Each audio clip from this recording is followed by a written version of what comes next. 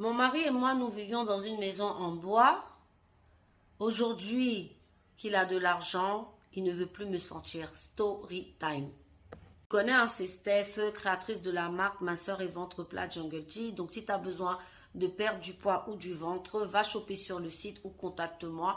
Je m'occupe de toi. Fondatrice de Beauty Booster Institute, produits cheveux, que des produits naturels. Donc, si tu as des trous dans la tête, les cheveux, tu as besoin d'une roufa comme moi, va choper sur le site ou contacte-moi. Je m'occupe de toi. Franchement, les filles, il va falloir vraiment vous mettre à l'évidence. Je sais que c'est très difficile, mais il va falloir vraiment prendre vos responsabilités et des fois, quand il faut lâcher, il faut lâcher. L'histoire d'une dame qui nous explique que vraiment c'était très difficile avec son mari parce qu'il avait vraiment rien. Il bossait, il vivait dans les maisons en bois. Vous savez, au bled, des fois il y a des maisons en bois. Hein. Voilà, c'est dans ça que les gens vivent vraiment à loyer très modéré, très petit. Donc c'est là qu'elle vivait, elle et son homme. Le mec, il n'avait rien. Explique que le mec, il était dans le gardiennage, vous savez, la sécurité, mais au bled, la sécurité, ça paye pas vraiment.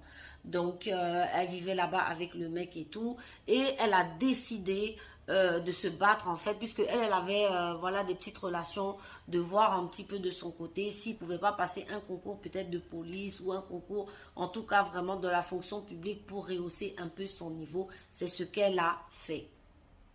Donc voilà, elle a aidé à rentrer dans ça. Il a pu passer un concours de police.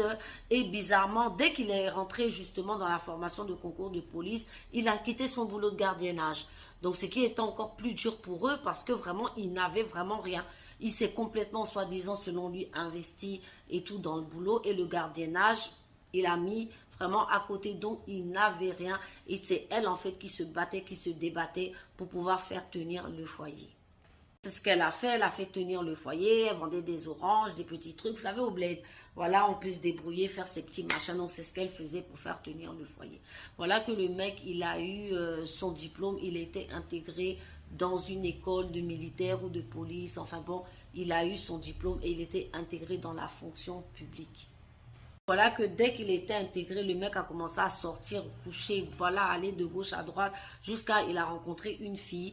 Et elle pense que la fille, peut-être qu'elle a fait un petit travail sur le gars parce qu'elle comprend pas. Elle dit que son mec ne veut plus la sentir, il ne veut plus d'elle. Je crois même qu'il lui a demandé de partir.